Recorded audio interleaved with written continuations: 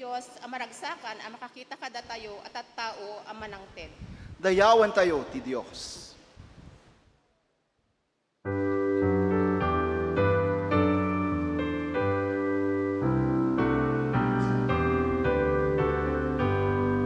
Ti kinasanta tuy daga, ti ranyagi chay langit, ti sayang kusen ti altar.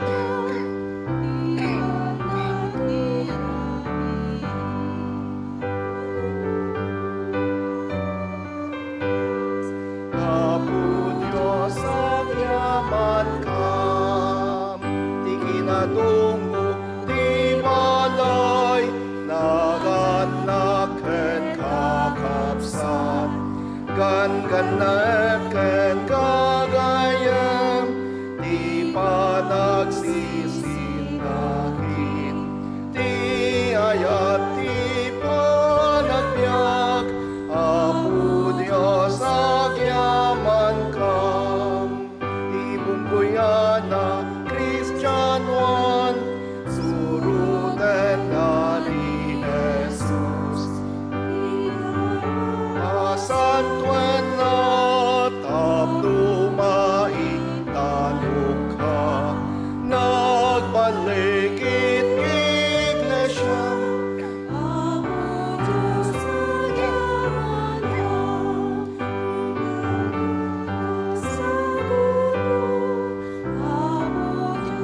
Kametlan, tinayin siripan na ayat mo, maiparangken Jesus.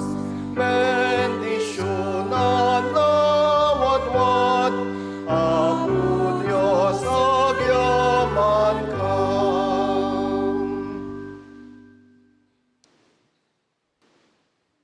Amami a Diyos, ang managayat kan manakabalin amin, agyaman kami manen, Apo, pigsa, miken tibaro abiyag, nga impaay mo manen kada kami. Tigundaway, nga makaumay kami manen, agdaydayaw ken agyaman kadagiti, aduunay aparaburo mo kada kami. Pakawanan na kami, Apo Diyos, kadagiti nagkurkurangan ken basbason mi. Ilisin na kami kumaapo, ti anyaman apeggad, ken nakaro asaksakit. Bendisyonan na kami kadimanen, Apo, kadagiti masapul mi, tinaldaw-aldaw. Luktam, Apo, dagiti puso mi, nga agdingay kadagiti sasaum. Bendisyon ng kadimat, Apo, iti mensaherom itabigat, iti ayat mo kumaapo, iti makita kadagiti garaw, ken araramid mi. Dagitoy, Apo, iti dawat, ken kararag mi, iti samit anagan mo, Jesus Kristo. Amen.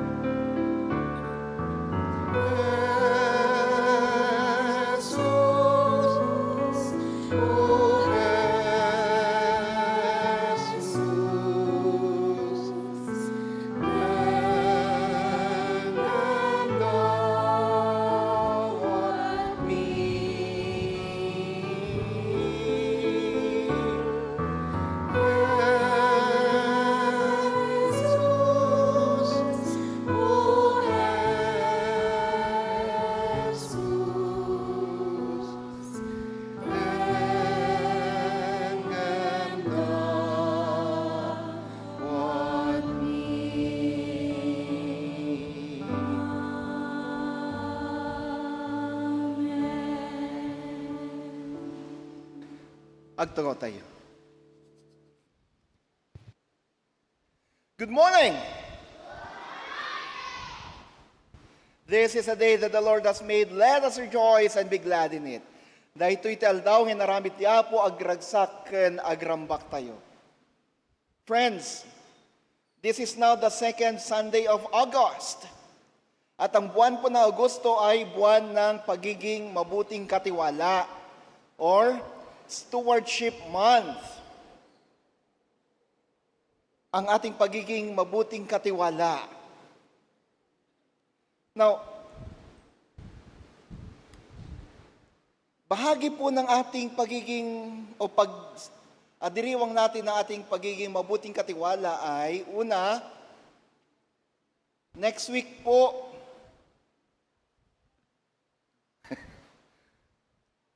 Next week, sa buong annual conference ay isa-celebrate natin ang Mission Sunday. Mission Sunday at kasama po dito sa pagdiriwang natin ay ang special offering for mission. So, may special offering po tayo para sa mission. Ito'y pagiging mabuting katiwala sa misyon na pinagkaloob sa atin ng Diyos. Sa huling linggo po ng Agosto,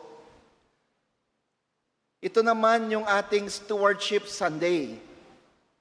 At sa Stewardship Sunday na yan, dalawa po ang ating gagawin. Una, kikilalanin natin lahat ng mga achievers sa nakarang school year, 2023-2024. Kasama na po lahat ng mga, kung may nakapasaman sa board. Pangalawa, sa mga graduate mula nursery, grade 6 or grade 6 hanggang sa grade 12. Elementary, junior high school, at senior high school. So, pati college at pati masteral or doctoral, basta nagtapos po, kikilalanin natin lahat yan sa huling linggo ng buwan na to. Ganon din po, sa last Sunday ng August, yan din po ang ating Stewardship Sunday. At bilang bahagi po ng ating pagdiriwang ng Stewardship Sunday ay ang ating Joyful Giving Special Offering. Next week, yung third Sunday, magre-resume yata si Ate Neri sa Alam Nyo Ba? Alam Nyo Ba series? At siguro sana magpatuloy ito kahit sa CE month natin sa September. Tingnan natin kung paano ang Alam Nyo Ba series natin ay maging tuloy-tuloy. I-refer natin to sa ating nurture in coordination with the ministerial team. Kasi wala pa tayong anong pangalan nun, yung newsletter na nakakabit sa liturgy natin? Herald? Nax Herald. Habang wala yun, siguro gawin natin, tuloy-tuloy yung ating Alam Nyo Ba series. And later on, mga announcements at mga ganyan, hopefully, naka-video na rin. Para hindi na ako tatayo para mag-announce. So, again, sa last Sunday po ng ating, sa last Sunday ng buwan na ito, we'll have our Stewardship Sunday and Joyful Giving Special Offering. Mga kapatid,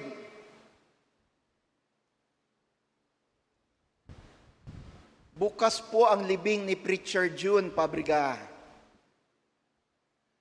Namatay na po si Preacher, yung nanguna sa pag-gather ng mga bata sa Galiana upang turuan sila.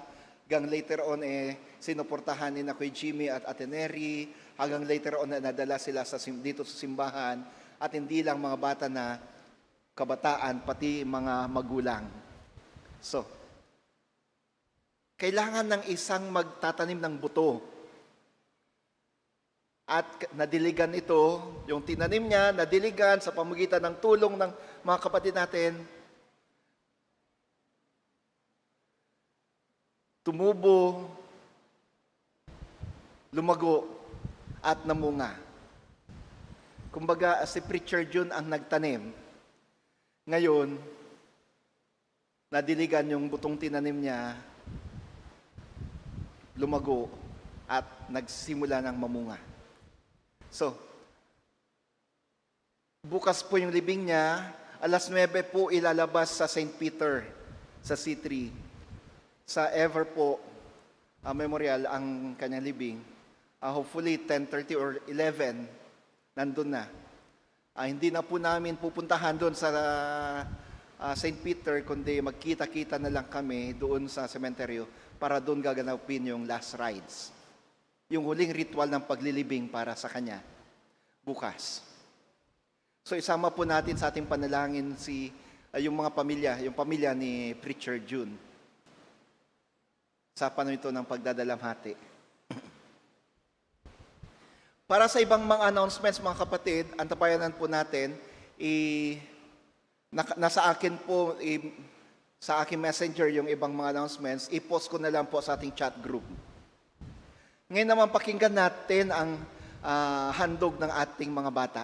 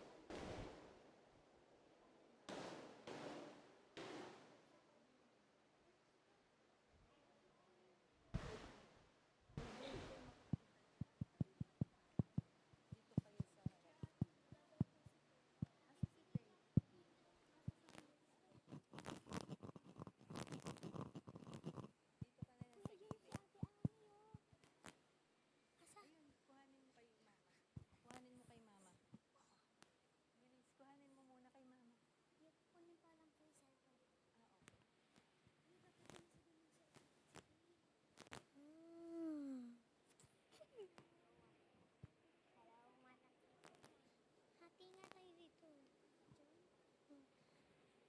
I wanna be Lord just like you. And all the good things that I wanna do. It's in my heart, Lord. Yes, it's true. When I give your peace.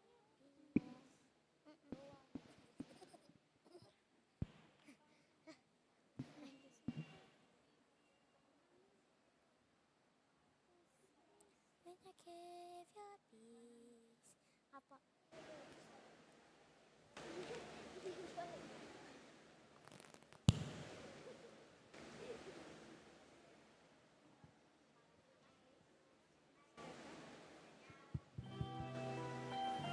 Create in me a clean heart, O God, I renew a right spirit within me. Psalm chapter 51, verse 10. I wanna be Lord, yes, like you. And all the good things that I wanna do. Listen to my heart, Lord, yes, it's true. When you give your peace, and you share your joy, and you show your love, oh Lord, I wanna be like you.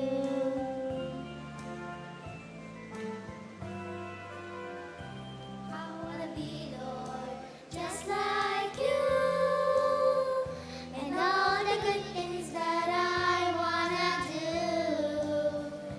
Listen to my heart, Lord, yes, it's true. When you give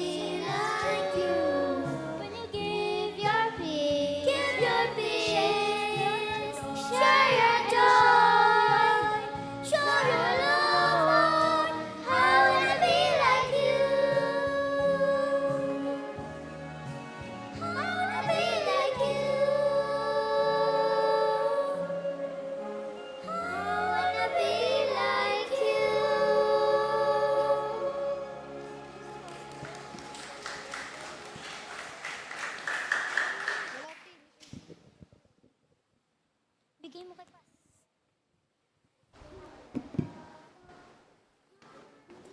Thank you, kids. Sige. Dito muna sa luhuran.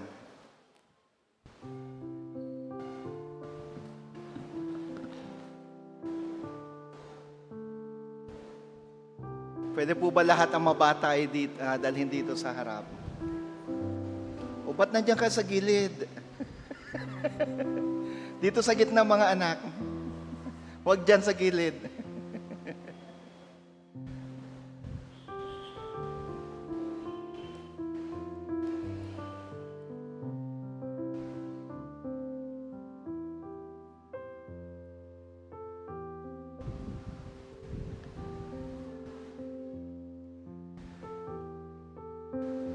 Let us pray. Narito po sa aming harapan, Panginoon, ang mga batang ito na pagkatapos po nilang ialay sa ikalang handog na awit, ngayon naman ay panahon upang sa ganon ay amin silang ipanalangin. Dalangin namin, Panginoon, patuloy mong bantayan ng mga anak na ito. Patuloy mo silang samahan, yakapin, samahan sa kanilang paglaki, sa kanilang pag-aaral, ipagkaloob ang kanilang mga pangangailangan. I-bless mo rin ang kanilang mga magulang at lahat ng mga nag-aalaga sa kanila upang sa ganun ay maituro sa kanila ang tama at lalo-lalo na ang manampalataya at sumampalataya sa iyo. O Diyos, muli, tinatalaga namin mga anak na ito, mga batang ito. Dalangin namin, ipagkaloob mo ang lahat ng pangangailangan nila. Sa ngalan mo, Kristo. Amen at amen.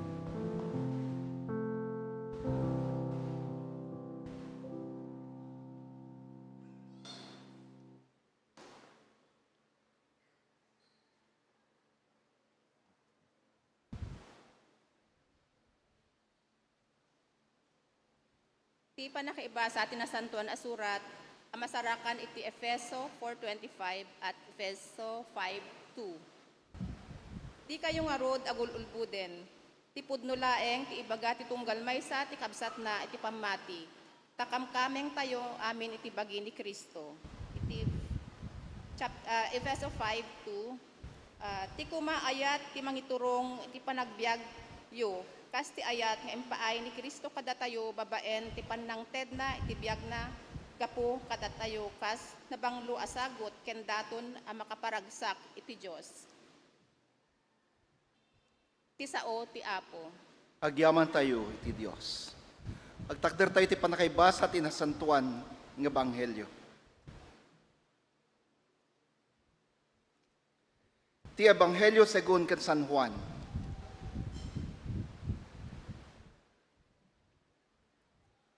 Akong tinapay ng buhay, sabi ni Jesus. Hindi na magugutom ang mga lumalapit sa akin at hindi na mauhaw ang mga naniniwala sa akin.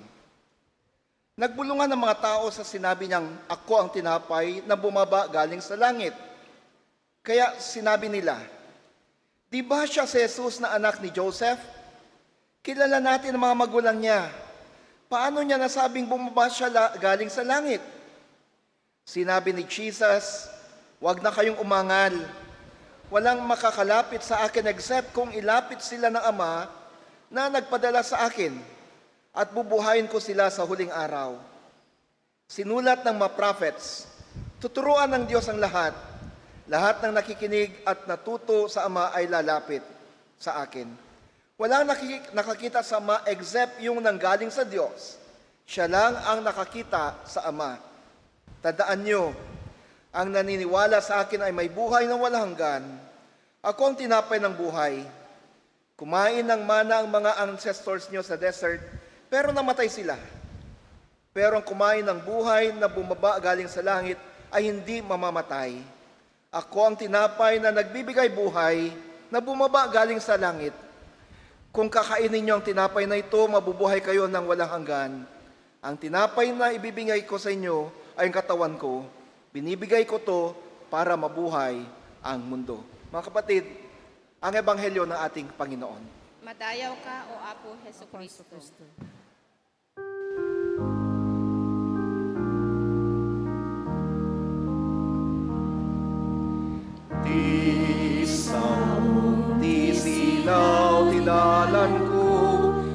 lawag ti pagnak. Ti saw, ti silaw, ti dalan ko, ken lawag ti pagnak. No mabutengak, ken mabukawak, ada kalatitenak. Dagus mapukaw, tibuten ko ken danag, taada kakadwag.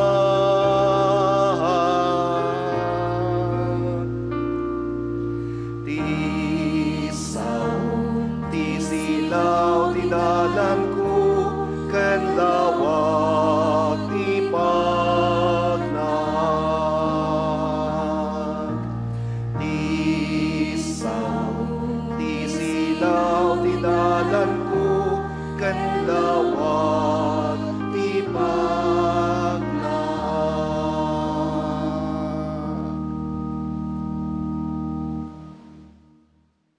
Tayo mangiganti mensahe ti kanta nga ipaay ti Nax UMC Choir.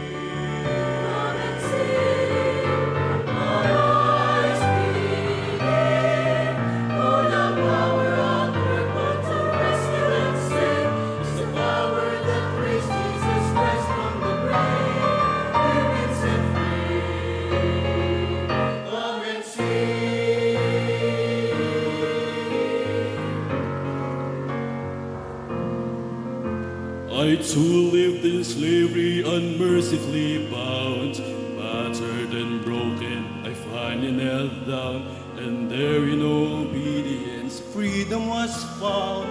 I've been set free. Now to the land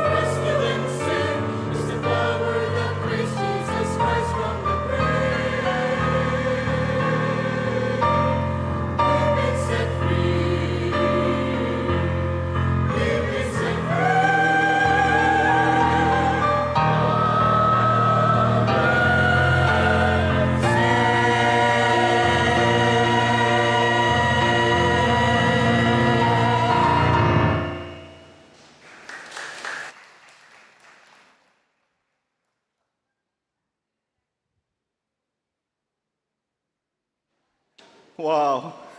Thank you, choir. Come and see. Halik kayo at nang makita nyo. Pinapaalala sa atin ito yung sinabi ni Jesus sa dalawang alagad ni Juan Bautista.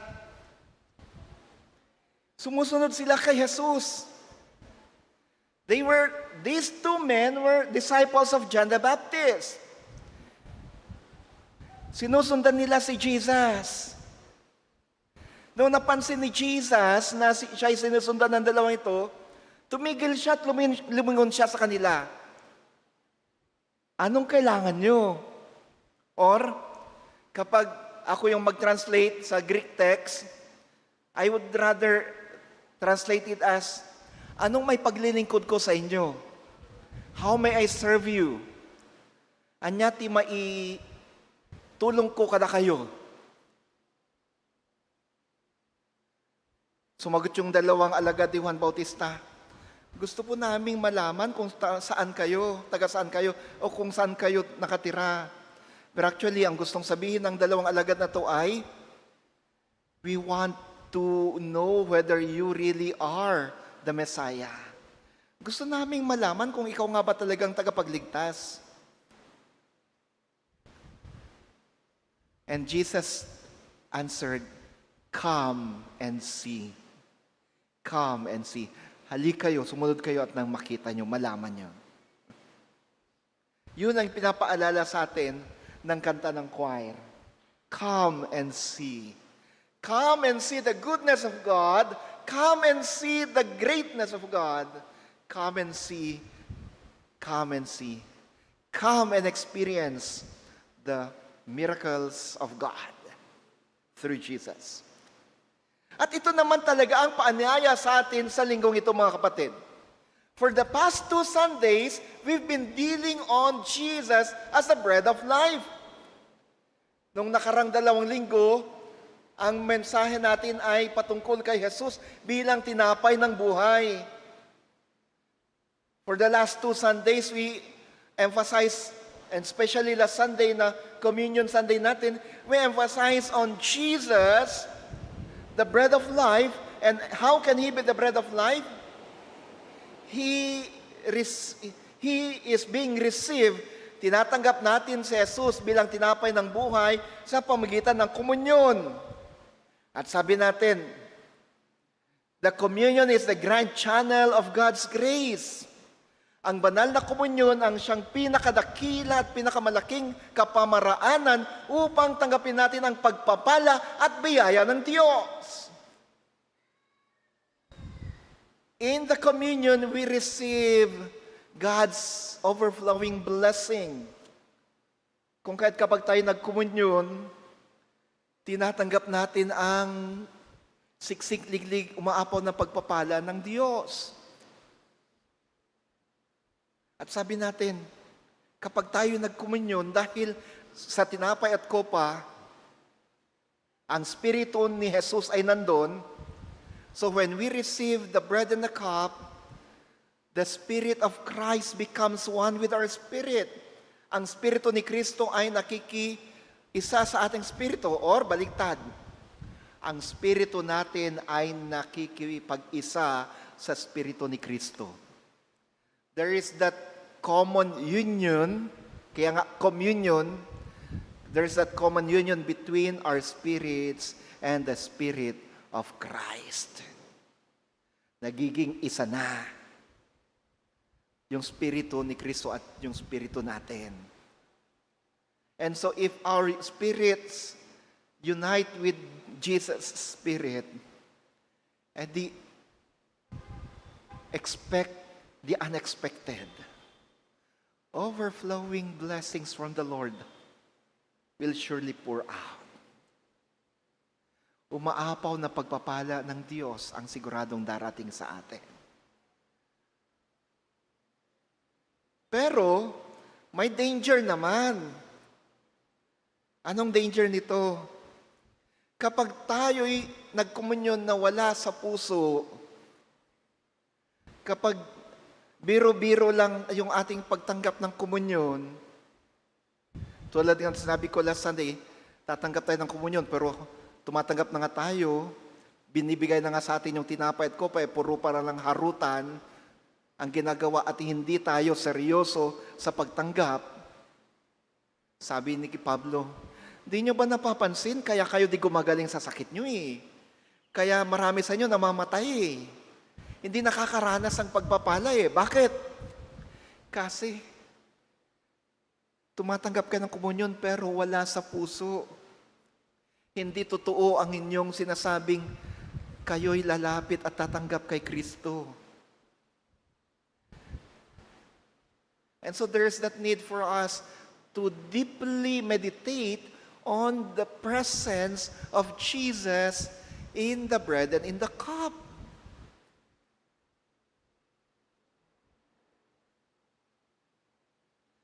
Today, friends, Jesus wants us to come and see that He truly is the bread of life.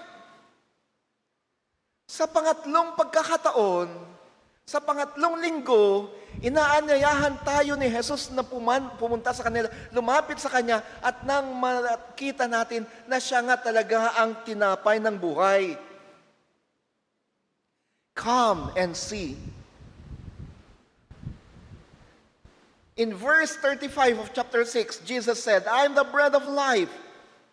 Whoever comes to me will never go hungry, and whoever believes in me will never be thirsty. Mga kapatid, this profound statement speaks to the deepest needs of humanity. Ang pinaka-basic na pangangailangan ng tao ay tinapay at inumin. Food and drink. That's the most basic need.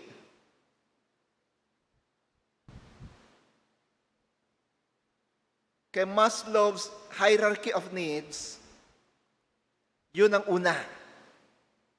Malala nyo yung pyramid? The pyramid of needs? Ang pinakauna sa pangangailangan ng tao ay pagkain.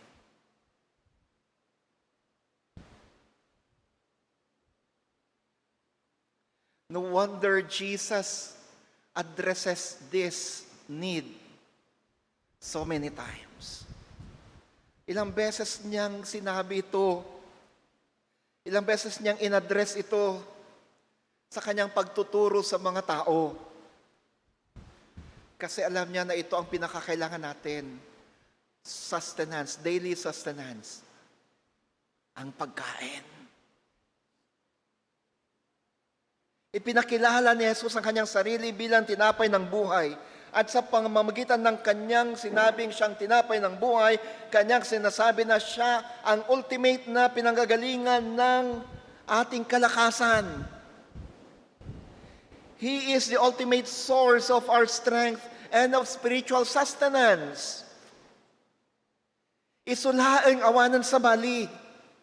Isulaing ti makaited ti bilag tayo, karadkad tayo, kired tayo, pigsa tayo, tapno mabalin tayo, tagtuloy nga agbiag.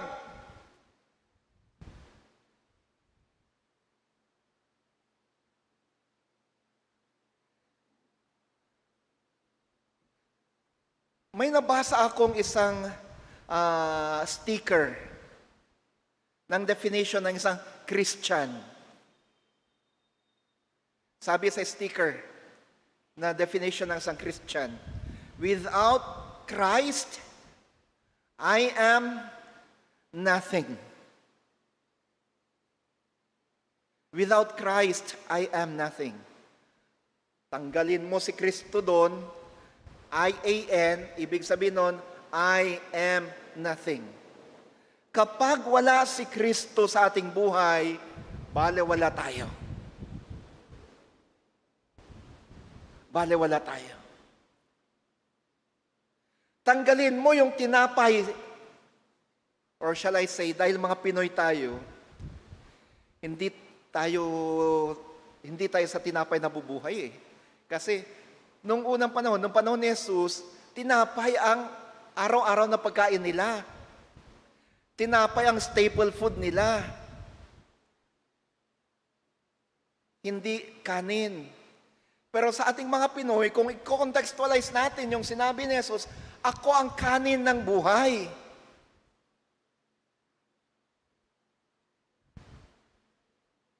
I am the rice of life.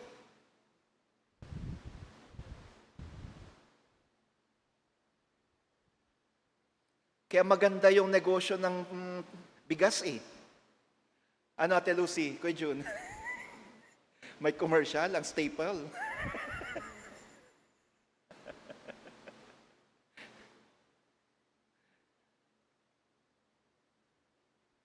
Rice is our staple food. Ang kanin, ang ating pang-araw-araw na pagkain. Kung paano ang tinapay, ang araw-araw na pagkain nung panahon ni Jesus, sabi niya, I am the bread of life. Kung paanong kailangan nyo ang tinapay sa pang-araw-araw na pamumuhay nyo upang kayo'y lumakas, ganon din ako. Kailangan nyo ako sa pang-araw-araw na buhay nyo upang kayo'y manatiling malakas. Kung paanong kailangan nating kumain ng kanin araw-araw, actually, pati yung mga nagda-diet, kailangan pa rin kumain ng kanin. Bawas-bawasan lang ng konti. Kung paanong kailangan natin ng kanin sa araw-araw, sabi ni Jesus, ganun din kailangan nyo ako.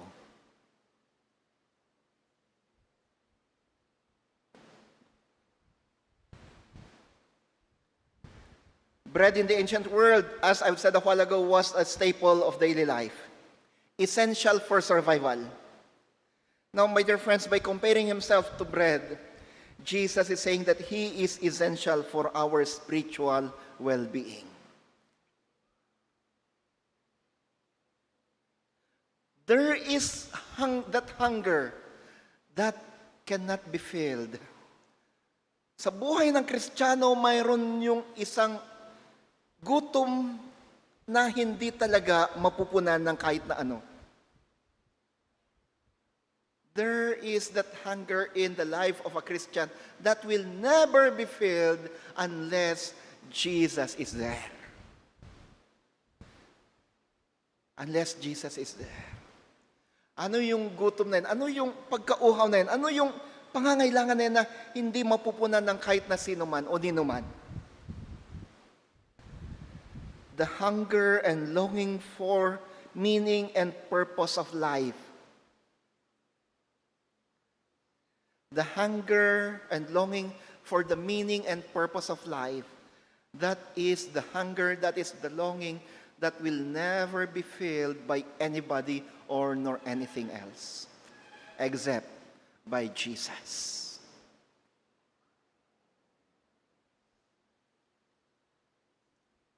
This leads us back to ilang beses ko nang kinanta ito sa inyo. Ilang beses at ilang paulit-ulit ko nang binabahagi ito sa inyo. At hindi ako magsasawang ipapaalala ulit sa inyo to. Sabi ng isang kanta, Christ is the answer to all my longings. Christ is the answer to all my needs. Savior, baptizer, the great physician, oh hallelujah, is all I need. Christ is the answer to all my longings. Christ is the answer to all my needs. Savior, baptizer, the great physician, oh, hallelujah, is all I need. Christ is the answer to all my longings. Christ is the answer to all my needs. Savior, baptizer,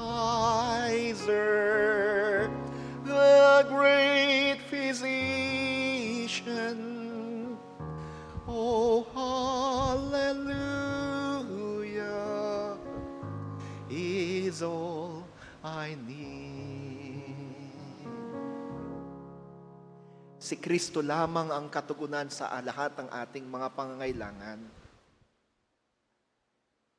Sabi ko nga last Sunday at pati nung nakaraang linggo, 2 Sundays ago, if only Jesus fills our hearts, fills our lives. Kapag si Kristo lang talaga ang nasa puso natin, lahat ng ating ibang pangangailangan ay susunod. Sabi ng isang kinakanta natin na verse din, Matthew 6:33, and all these things will be added unto you. Sa Psalm 23, surely goodness shall follow me all the days of my life. Lahat ng ating mga pangangailangan, physical, material, emosyonal, ay mapupunan if and only if Jesus is truly in our hearts. Hindi lang if only. Dadagdagan ko, if and only if Jesus is truly in our hearts. Sinasabi ng iba, bakit ang hirap ng buhay? Bakit kahit anong gawin ko, di ako makaahon? Bakit lagi kaming nasa laylayan? Tinanong mo na bang sarili mo, kapatid? Ano bang kinakain mo araw-araw? Material food lang ba? Nakukontento ka lang ba sa material na pagkain? We have Jesus offering us spiritual bread, spiritual food. We have Jesus offering us Himself, telling us, I am the bread of life. Ako lang talaga ang kailangan nyo. Wala nang iba. At kapag ako'y nasa sa inyo, kapag ako'y tinanggap nyo, lahat ng ibang pangangailangan ay maibibigay din sa inyo.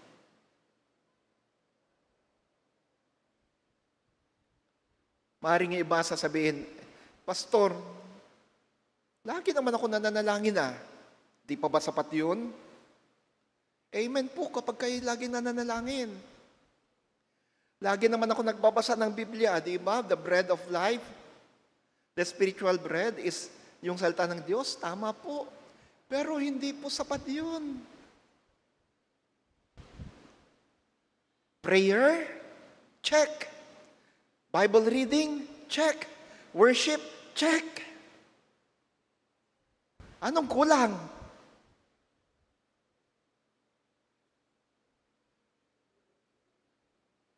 Paano yung pagiging tinapay ng buhay nyo sa iba? Paano yung pagiging katugunan nyo sa pangangailangan ng iba? Paano yung inyong pagiging, o paano yung inyong pakikipagkapwa-tao? Paano yung kayo'y naging buhay na tinapay para sa iba? Kung tayo'y mga snob, kung tayo'y mga walang pake, kung tayo'y mga manhid sa pangangailangan ng iba, nun ka, kahit na sinasabi mong ikay nananalangin araw-araw, kahit sinasabi mong ikay nagbabasa ng Biblia araw-araw, kahit na sinasabi mong linggo-linggo nagsisimba ka, kung ayaw mo namang pansinin yung pangangailangan ng iba, kung ayaw mo namang tugunin yung pangangailangan ng iba, kahit na ikaw ay may kakayahan upang tumugon sa pangangailangan ng iba, wala rin. Ang ganda ng sinabi ni John Wesley Ang kabanalan. Ang kabanalan ay dalawang bahagi. Personal at social. Personal and social holiness. Ano ibig sabihin nito? Ang totoong kabanalan ay napapabanala ang iyong sarili at ito'y yung pagiging banal ay dapat nakikita sa pamagitan ng iyong pakikipagkapwa.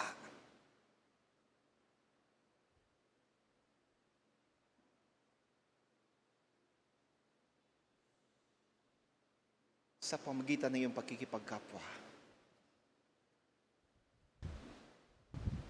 Parang itong mic ko, ayaw kong pagsalitain na. Bumababa ng bumababa.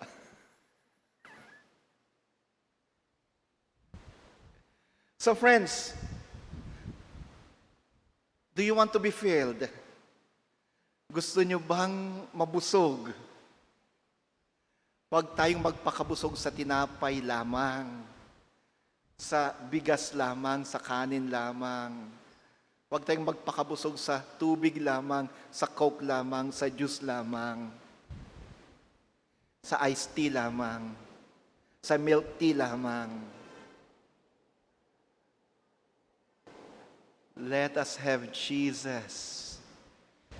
Let us receive Jesus in our hearts by having or practicing personal holiness, panalangin, pagbabasa ng Biblia, pag-aaral ng Biblia, pagsamba, pagtanggap ng komunyon, and social holiness, pagtulong sa kapwa, pagtugon sa pangangailangan ng kapwa, pagiging katugunan sa pangangailangan ng ating kapwa. With that, I assure you, you'll experience being full. Mararanasan yung kabusugan. Matutugunan ang iyong mga pangangailangan. Pangangailangan na ninuman at kailanman hindi matutugunan ng mga material na bagay. Lastly, my dear friends,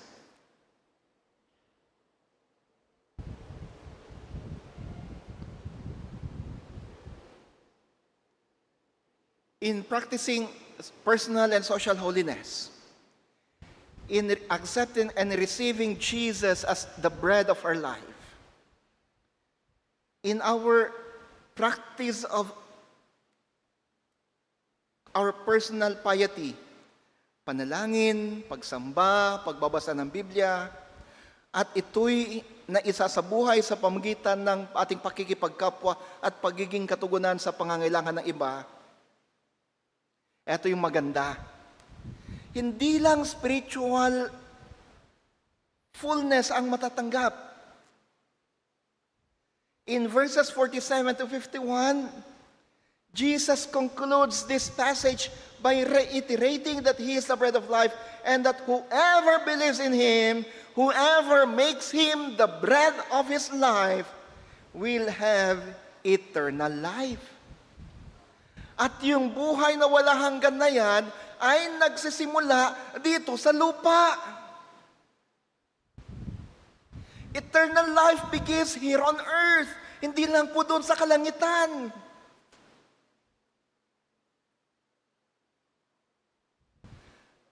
Ang tindi ng gustong sabihin ni Jesus sa atin. In making Jesus as our staple food, in making Him as the source of our daily sustenance, in practicing personal and social holiness, we start to live a life that's eternal. Magsisimula na po nating tanggapin ang buhay na walang hanggan. And so the life that you live here on earth is now part of your eternal life.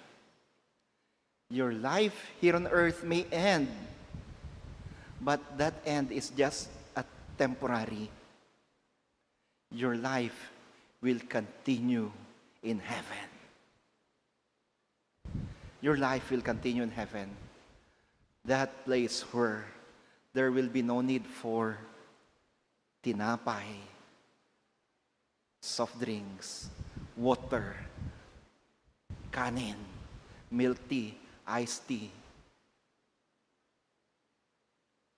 Wala na. Life in heaven will be a life that's forever full. Wala nang hahanapin pa. Siya na lang. Siya na lang. Wala nang iba. So, hindi lang pala material possessions ang pangako niya sa atin. Yes, sabi ko kanina, and all these things will be added unto you. Surely goodness and mercy shall follow me all the days of my life. Hindi lang material, kundi life eternal. Life eternal. Come to Jesus and see His goodness. Come to Jesus now and see what good things He is offering us today. Come to Jesus, the bread of life, the source of material possessions, the source of spiritual treasure, the source of life eternal. Come and see. Good morning, friends. God bless us all.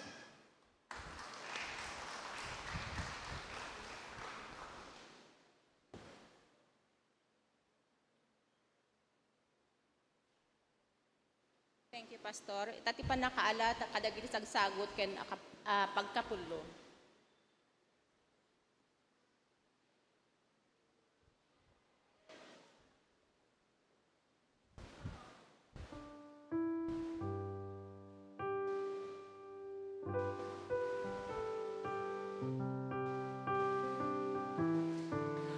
I've got peace like a river in my soul. I've got peace like a river. I've got peace like a river. I've got peace like a river in my soul. I've got joy like a fountain. I've got joy like an ocean. I've got joy like an ocean in my soul. Hallelujah. I've got joy like an ocean. I've got joy like an ocean. I've got joy like an ocean in my soul.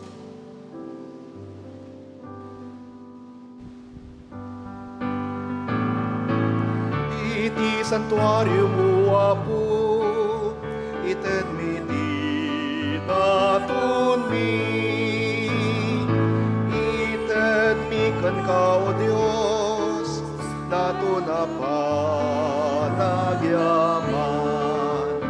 Wandi pa'y mi kan ka, datun na napnuan panagyaman. Wandi pa'y mi kan ka, datun na napnuan ragsa. Kararag tayo. Aming binibigay at pinagkakalob sa iyo, Diyos, ang aming mga alay.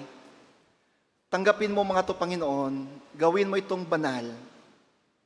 Linisin mo mga tupang sa ganon ay maging kaaya-aya at karapat-dapat sa iyong banal na altar. Gamitin mo mga to upang sa ganon ay maging katugunan kami sa pangangailangan ng iba, lalo-lalo na sa mga aba. Pagpalain mo mga anak mo na nagkalob sa mga to. Patuloy nawa nilang tanggapin ang siksik, liglig, umaapaw na pagpapala, gaya pagtanggap nila sa buhay na walang hanggan na inyong pangako sa kanila at sa amin lahat. Gamitin mo rin kami, Panginoon, upang maging katugunan sa pangangailangan ng iba. Sa ngalan mo, Kristo. Amen. Please be seated. Mga kapatid, bago po natin awitin ang ating panghuling himno, gusto ko lang pong ipaalala sa ating lahat na sa Martes, darating na Martes, ay ang ating loading. Sa mga volunteers po natin mula sa Ilocano Fellowship, pinapaalala ko po, loading natin sa darating na Martes. At sa ika-4 na Martes ng buwan na ito, ang anniversary ng ating loading. Ano po ibig sabihin nito?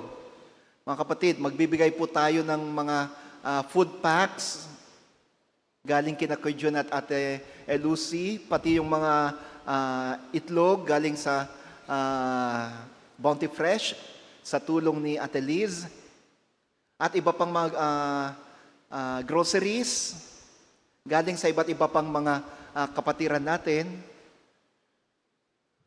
Ngayon, nakangailangan tayo ng mahigit 300 Biblia. Sabi ko kay Ate Vivian, kung hindi natin ma-provide pa yung Old and New Testament kasi ang kailangan. Kung New Testament lang, marami ako dyan, supply sa opisina. Kaya lang Old and New Testament ang kailangan natin ibigay. Sabi ko, kapag wala tayong makuhang Biblia, i-delay natin. Anyway, let's make sure na by the end of the year, ma-supplyan natin sila, kako. So, mga kapatid, ipanalangin natin ang ating loading ministry, ang ating ministry sa mga street dwellers ng Manila, especially dyan sa Loton at dito sa Santa Cruz. Again, ngayong darating na Martes, ang loading ministry natin at sa ika-4 na Martes ng buwan na ito, ang anniversary ng ating loading ministry. Ganon din.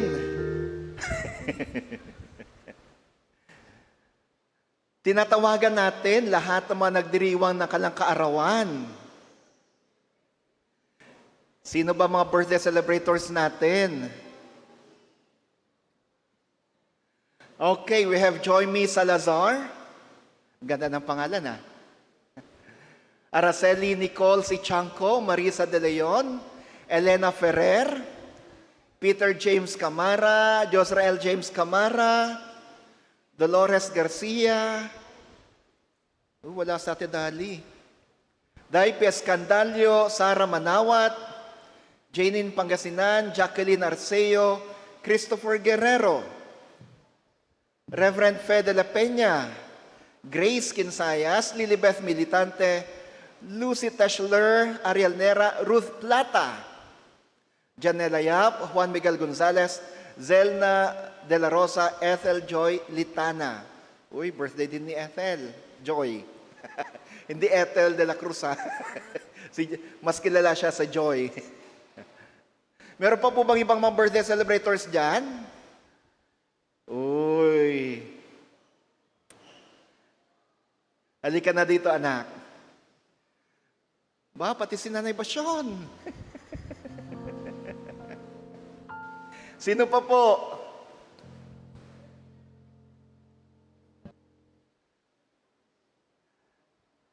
Meron pa po bang ibang mga nagpa-birthday dyan? Ay, kala ko pati siya.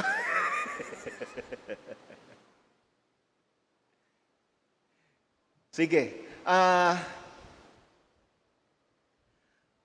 Awitan muna natin sila ng birthday song and then saka natin sila paupuin. Pero pagdating po ng closing prayer, inaanyayahan ko po kayo pumunta dito sa harap para may panalangin namin kayo. Harap po sa kanila at makantahan namin kayo ng birthday song.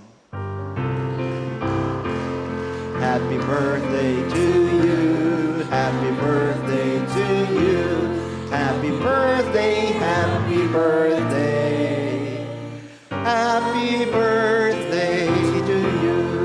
God bless you always, God bless you always, God bless you, God bless you, God bless you always. Happy birthday po and God bless. Pwede po bang dito kayo sa harap mo upo?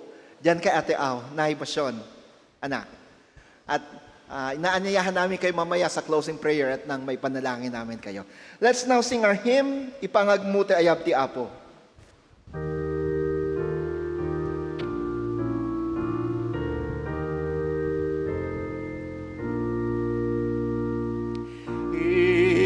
pangagmutayab ni manubot. Yeg mo day tabiyag mo, akas datun, itlem kabaalam, si tutulnog, sa nagaput tao ngem gaput Diyos, tunggal laramid numay pay, kani Jesus mabendisyonan, numay nunano mo, lawaten na, di kaimbagan nga hatakan ka, di kaurayet di pamadayaw, di kaikan kanu, di uyaw, amin nga ramid, numay paay, bendisyonan ti Diyos, di agsarday,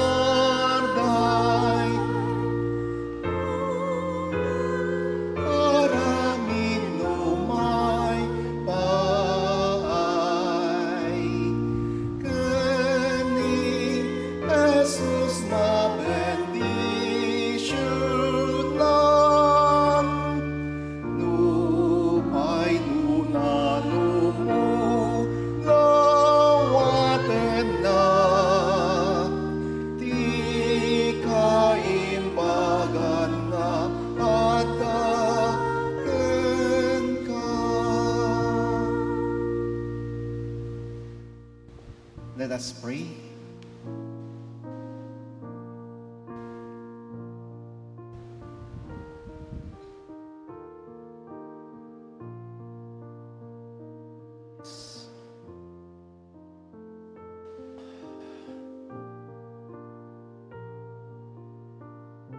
Batid po ninyo, Panginoong Hesus, ang laman ng aming puso at isipan. Batid po ninyo ang aming pinagdadaanan. Batid ninyo kung gaano kami kagalak dahil sa mga biyaya na pinagkalumot, patuloy na pinagkakalumot sa amin. Batid mo rin, Panginoong, ang aming mga sakit na nararamdaman. Ganon din ng aming mga mahal sa buhay.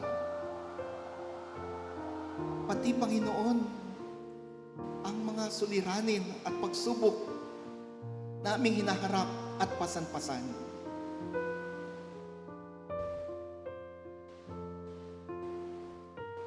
Pinaalala mo sa amin, Lord, kayo lamang ang kasagutan sa lahat ng aming pangangailangan. Kayo lamang ang kasagutan sa aming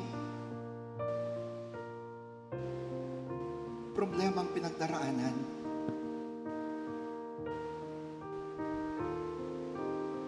Dalangin namin ngayon sa paglapit namin sa iyo, Jesus. Yakapin kami.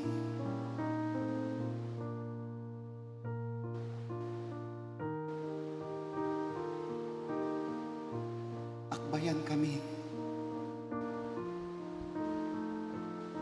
Kanlungin kami, O Ama, O banal na Ama.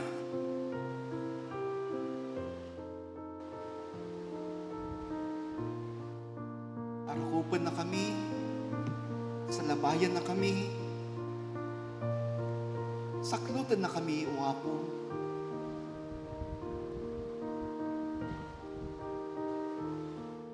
Denggam dagiti araraw mi, denggam dagiti unoy mi, dagiti sang sangit ken pakikaasing ni. Pakinggan ang aming mga dalangin, Jesus. Pakinggan ang aming mga pagdaing, mga pag-iyak sa iyo. Halik kayo. Tugunin mo ang aming mga pangangailangan. Minsan, Panginoon, dumarating na kami sa punto na halos di na namin kaya. Di na namin alam kung anong gagawin namin.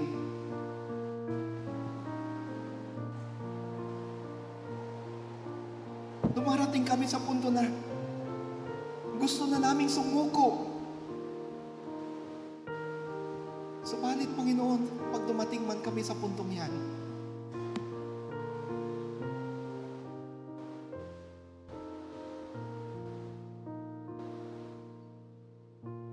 palakasin kami. Magsugo ka, Panginoon, ng inyong kasangkapanin upang matugunan ang aming pangangailangan.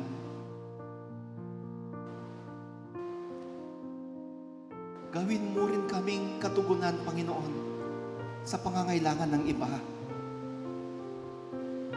Gawin mo kaming katugunan sa pangangailangan ng aming kapwa. Sa bawat gawa na iniaalay sa iyo, Jesus, alam namin na ito inyong pagpapalain. Kung kaya't sa aming pagiging katugunan sa pangangailangan ng iba, sa pagiging tinapay na tugon para sa gutom ng iba, pagpalain kami. Pagpalain kami. Ako'y lumalapit sa inyo, Jesus, para sa mga kapatid na ito na nasa luhuran ngayon, sa mga nagdiriwan ng kalakarawan, espesyal na pagpapala ang iyong ibigay sa kanila, kagalingan sa anumang sakit na nararamdaman. Ganon din na gawin mo sa lahat ng mga kapatid na narito ngayon sa inyong harapan. As I now stretch my hand towards them, bless them now. Release the answer to their prayers. I-bless mo sila sa kanilang mga hanap buhay at pinagkakakitaan. Gawin mo pa silang mas matagumpay. I ask for breakthrough upon breakthrough sa negosyo, sa pamilya, pag-aaral, trabaho, at sa relasyon. Ganon din ang gawin mo sa mga kapatid na nasa kanilang mga upuan at sa kanilang mga tahanan sa oras nito. Release your blessing and release your breakthrough to them as well. Sa ngayong ngalan, O Diyos, ng mga anak ng Espiritu Santo, nilalapit ko sila sa inyo, lumalapit kami sa inyo. Amen at Amen.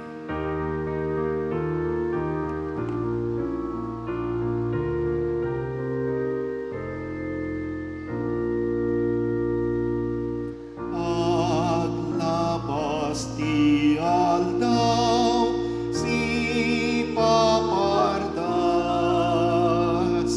pagamuan na ramit, maiwakas, ket daytan tuwaltaw, nakamentay, tal na inkarina, tiyak sarday, tunggal laramid lumay paay, ken ni Jesus mabendisyonan, lupay nunano mo, nawaten na, di kaibagan na at daken ka.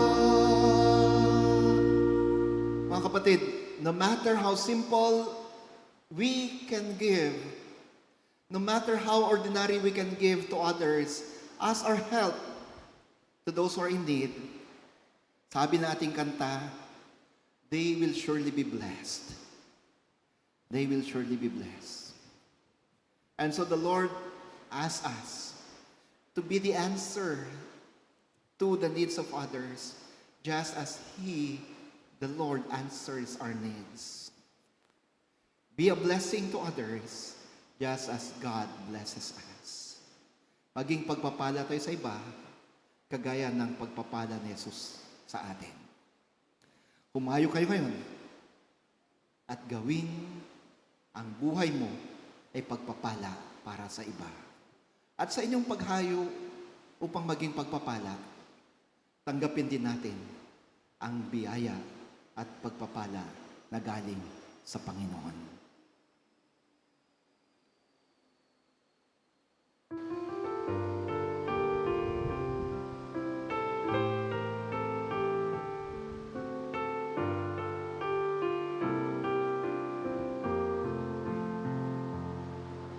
Y bendición de Dios eterna keenka, para una eterna familia, di masakbayan, tawidan na santuan, bendición de Dios canal eterna.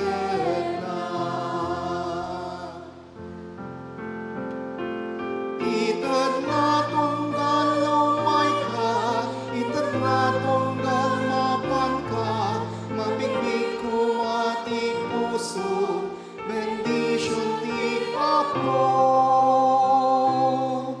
Di bendition ti Diyos eterna anak mo, para purna eterna di masakbayan, tawidan na santuan, bendition iti Diyos kanal eterna. Dinakatama, Anak, at Espiritu Santo. Amen.